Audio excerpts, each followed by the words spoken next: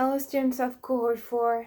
I had a thought that I would like to share with all of you, and if you allow me, I would like to keep experimenting with video. So I'm recording a message for all of you. So this thought I had came from the fact that, again, it's the second time in the pre-practicum for me, and I hear students say, "Oh my God, what are we going to do with all of this functional health knowledge? We're coaches, we're not really supposed to prescribe and tell people what to do. So what is this for? What is all of this knowledge for?" And I think um, if anything else, if nothing else, make it your own. Use it for your own health. I feel like, I mean, when I first embarked in this health coaching training, I thought of myself as a health savvy person. I went through many changes. I thought I knew better about nutrition, for example. And it may be true that we know better. We kind of feel that we're on the other side of change, on the other side of getting knowledge and applying it to your lives. So we're eager to share that with others because it changed us and opened our lives to a higher level.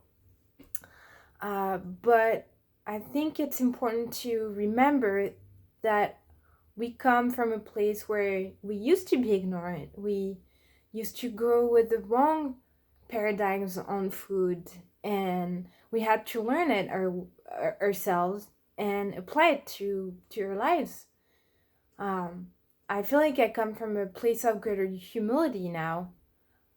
And I keep thinking, would we be here if it wasn't for a condition that we had to manage? Would we be here if it wasn't for a loved one who went through some kind of suffering and had to take on the responsibility of their own health in the context of a healthcare system that's not really helping? Would we be here if it wasn't for that? And when you think about it, what were the conditions necessary for you to change? So what I'm trying to share here is that sure, there's, power in knowledge, but if it was just for that, we wouldn't be here trying to become health coaches. It takes more than that for people to change. And when we're facing clients, I think it's important that we keep that in mind. We stay humble. And if nothing else, maybe use the functional health track as a template for your own life. Don't we all have something that we're working on, trying to improve? Whether it's spending less time on our phones, being more present in the moment, being better at exercising regularly, and just keeping up with our good habits. You know how much work and discipline that takes. So, if nothing else, we can use the functional health track to become those beacons of health and lead by example. And if we're able to do that, I think it's a good enough use of the knowledge that we're given with functional health. And I keep thinking, there's no way I could say to someone, "Oh, I know this and that, and maybe you should do this and that," if I wasn't this perfect example, if I myself didn't go through that. And I'm working on a lot of things. There's a lot of things I would like to change and improve.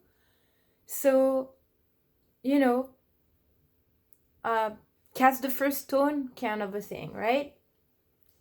So if nothing else, I think we should all embrace those principles of functional health and to the best of our ability, and maybe just stay with it in order to learn what it may feel like for a client to learn about it. Reflect on, oh, well, maybe I could change that in my life. Would I feel better if I left my phone alone before I go to sleep? Could I get a better sleep? Can I develop better sleep habits? So let's embrace that to the best of our abilities, and let's become those beacons of health, and let our process be inspiring. So yeah, this was kind of the reflections that I had, and I would really like to hear what you have to say on the topic, so feel free to hit me up, message me. I'm posting this on YouTube, so feel free to comment below this video. Let me know what you think. Cheers.